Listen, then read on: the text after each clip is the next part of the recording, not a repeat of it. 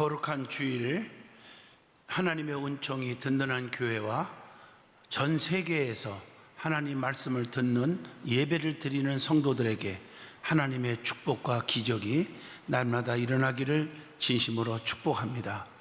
오늘 예배를 통해서 하나님의 음성을 듣고 주님의 깊은 능력을 체험하는 기적 속에 사는 성도들이 되시기를 바라면서 오늘 하나님 말씀은 사무엘상 7장 5절로 14절을 통해서 미스바 대성회라 하는 제목으로 은혜를 나누고자 합니다. 한국 교회에 많은 사람들이 또 전 세계의 그리스도인들이 평가를 합니다. 급성장한 교회가 한국 교회다. 그러면서 왜 교회가 이렇게 급성장했을까? 복음이 왕성해졌을까? 라고 하는 그 설문을 조사해 보니까 제일 중요한 것은 선교사들의 희생정신, 선교사들이 한국에 와서 많은 희생을 했어요. 그리고 학교를 세우고 병원을 세우고, 더 중요한 것은 곳곳마다 발 받는 곳마다 교회를 세웠다는 것입니다. 그래서 교회를 통해서 거기서 나라와 민족을 위하여 기도하고 한국 발전을 위해서 기도했고 전 인류의 평화를 위해서 기도했고, 그리고 더 중요한 것은 가장 중요한 핵심의 목표는 뭐냐? 영혼 구원입니다. 영혼은 지옥에 가면 안 되잖아요. 사람은 영과 육이 있습니다. 육만 가지고 있는 것은 짐승들이죠. 그러나 인간은 영이 있어요. 그래서 죽은 이후에 반드시 심판이 따르고 천국과 지옥이 있다는 사실입니다. 그래서 예수를 믿고 구원받으라고 복음을 애치게 된 줄로 믿습니다. 그런데 또 한 가지 더 중요시 여기는 또 하나의 이유를 얘기합니다. 그게 바로 성령운동, 부흥운동입니다.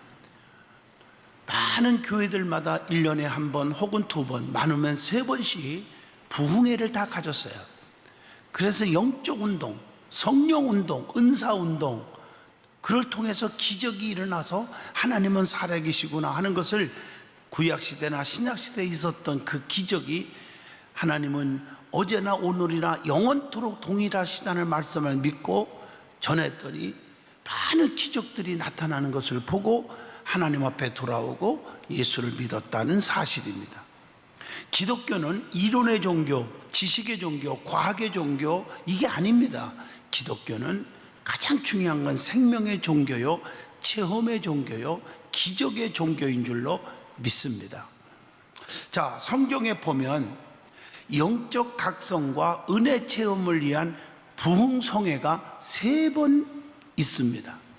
오늘 본문에 나오는 미스바 대성회는 사무엘상 7장 미스바 대성회가 있었고, 또 느헤미야 9장에 읽어보면 스문 앞 광장에 민족적인 회개 성회가 있었고요.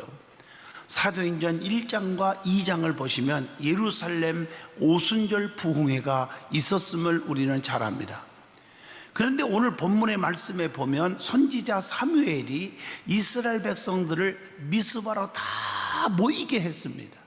거기서 회개 각성 운동 성회를 열었어요. 부흥회를 열은 거지요. 그런 내용이 기록되어 있습니다. 개인적으로나 교회적으로나 국가적으로 힘들고 지치고 고난이 오고 환난이 오고 어려움이 있을 때는 하나님 앞으로 다 나오게 해가지고 거기서 눈물로 기도하며 회개한 미스바와 같은 성회가 반드시 있어야 될 줄로 믿습니다. 오늘날 미스바 대성회라는 제목으로 우리에게 주시는 말씀을 통해서 저도 은혜 받고 여러분도 은혜 받고 깊은 깨우침과 깊은 주님의 섭리와 뜻을 발견하는 은혜의 시간이 되시기를 바랍니다. 자, 제일 먼저 성경에 나오는 3가지 부흥성회의 내용과 특징에 대해서 말씀을 드리고자 합니다. 자, 느헤미야 9장에 기록된 수문 앞 광장에 민족적인 회개 성회가 있었다는 것입니다. 그 부흥회의 내용을 살펴보면, 자, 느헤미야 9장 1절에 말씀한 것처럼 이스라엘 자손들이 다 모여서 금식하며 굵은 베옷을 입었다고 말하고 있습니다. 또 느헤미야 9장 2절에 보면 모든 이방 사람들과 절교하고 서서 자기의 죄와 조상들의 허물을 하나님 앞에 자복하고 그랬어요. 모든 이방 사람들과 절교했어요. 그리고 그동안 지었던 죄를 하나님 앞에 철저하게 자복했다는 것입니다. 느헤미야 9장 3절을 보면 그것뿐 아닙니다. 하나님의 말씀을 낭독하고 하나님께 경배를 했다는 것입니다. 느헤미야 9장 4절에 보면 큰 소리로 하나님께 부르짖었다고 기록되어 있습니다.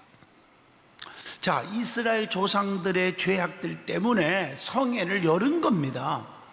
그러면 그들의 죄악이 무엇이냐? 이게 궁금하지 않습니까?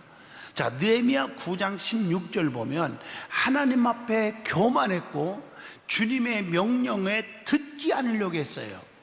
오늘날도 마찬가지예요. 교만이 하늘을 찌르는 분들이 있잖아요. 하나님을 두려워할 줄 모르니까 교만하는 거예요.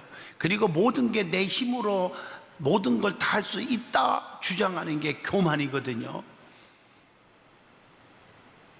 또 느헤미야 9장 17절 보면 스스로 우두머리를 세웁니다. 자기들 스스로. 그래서 느헤미야 9장 18절 보면 송아지 우상을 만들고 또 그 우상 앞에 절하고 섬겼다고 나옵니다. 느헤미야 9장 28절 보면 그들이 평강을 얻은 후에 다시 주 앞에서 악을 행함으로, 즉 주의 용서에도 계속해서 반복적으로 죄를 범했다고 나옵니다. 그리고 느헤미야 9장 29절 보면 악을 고집하고 살았어요. 또 느헤미야 9장 35절을 쭉 계속 읽어보면 하나님의 큰 복을 누리면서도 그 주님을 섬기지 않았다는 것입니다.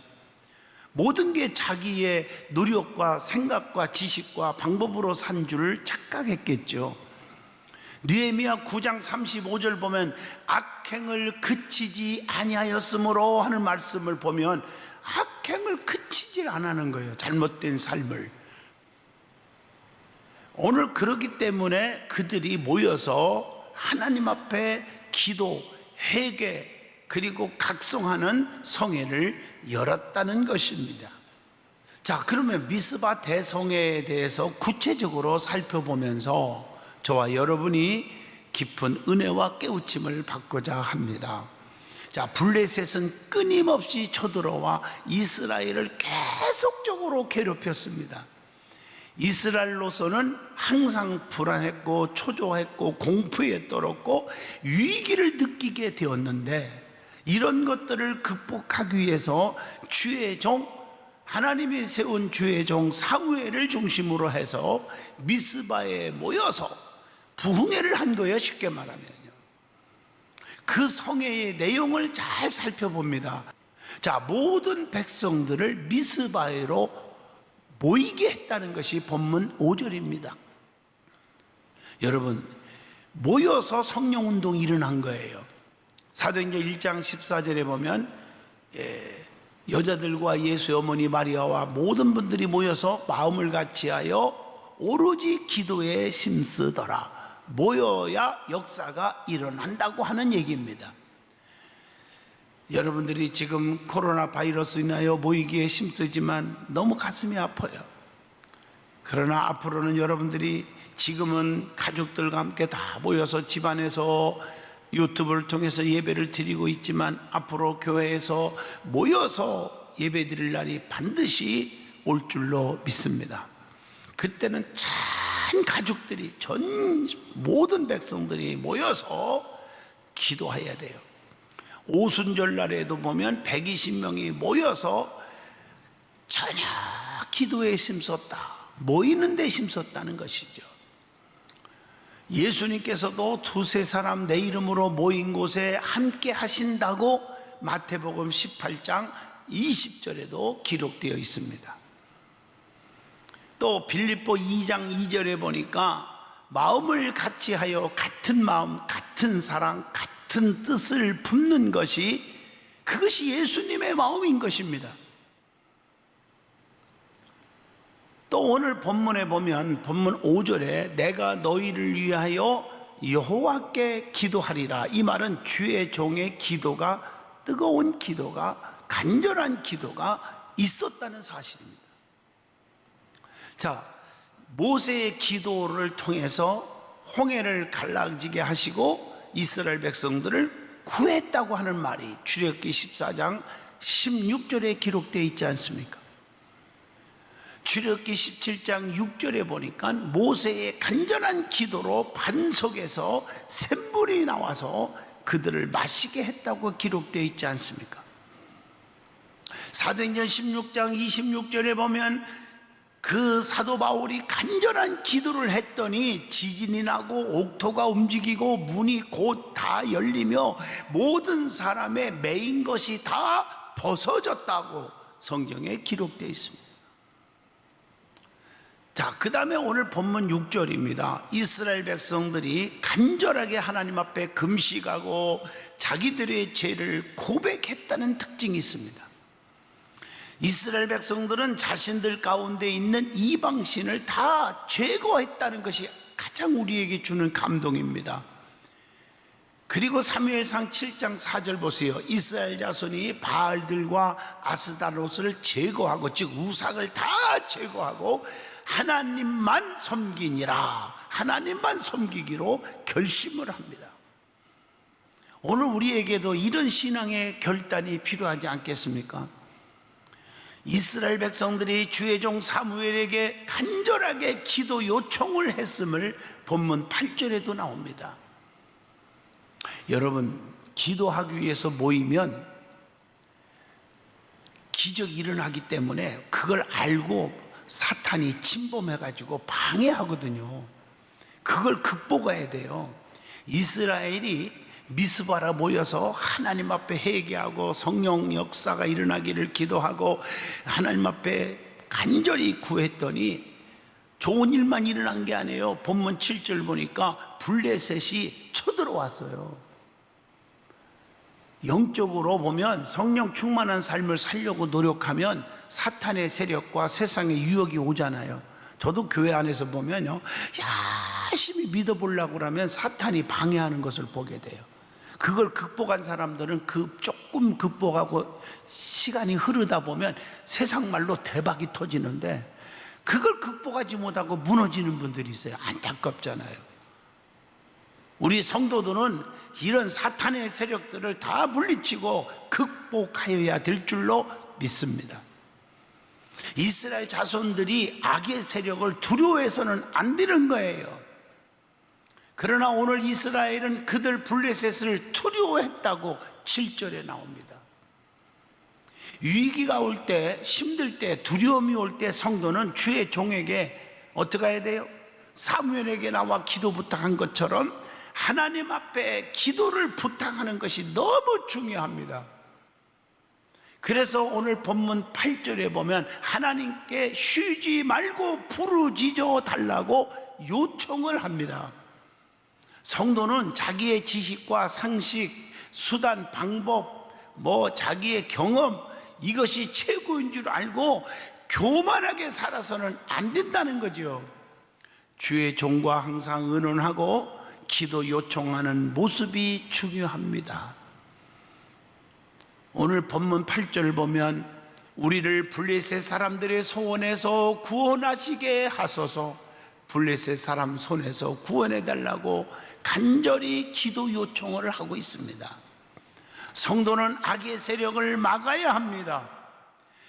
우리에게 덤벼오는 가난마귀, 질병마귀, 전염병마귀, 불평마귀, 실패마귀 등등을 막아야 합니다.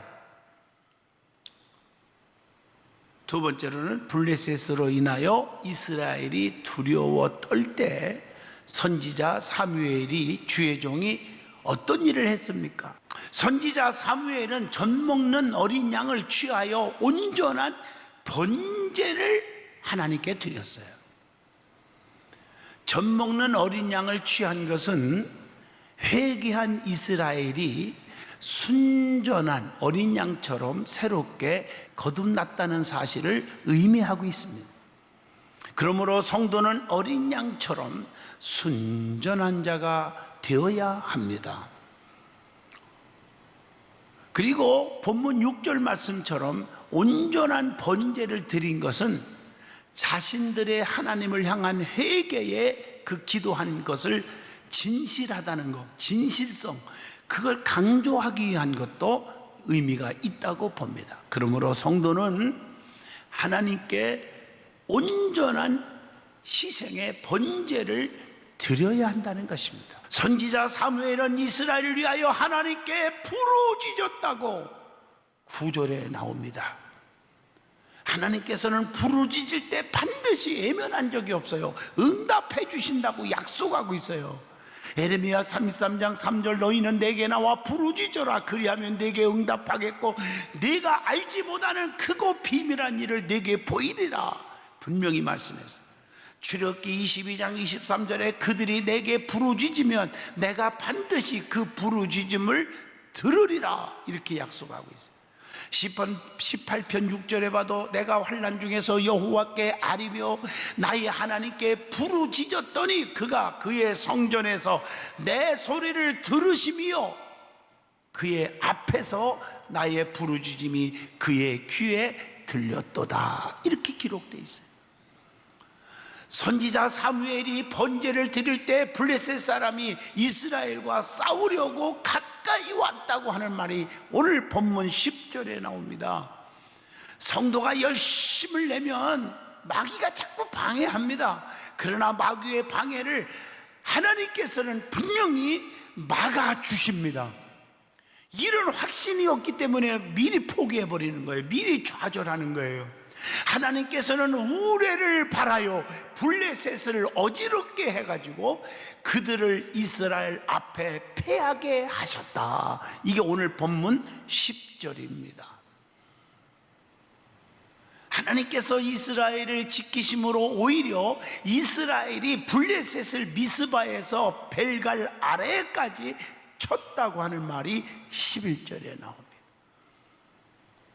자, 그러면 오늘 본문 12절로 14절을 통해서 미스바 대성회로 인해서 어떤 축복의 결과가 왔는지 그것이 무엇인지 오늘 말씀을 드리고자 합니다. 첫째가 에베네셀의 은혜를 받았다는 것입니다. 에베네셀은요 도움의 돌이라는 뜻으로 하나님께서 여기까지 도우셨다 그런 의미를 가지고 있어요.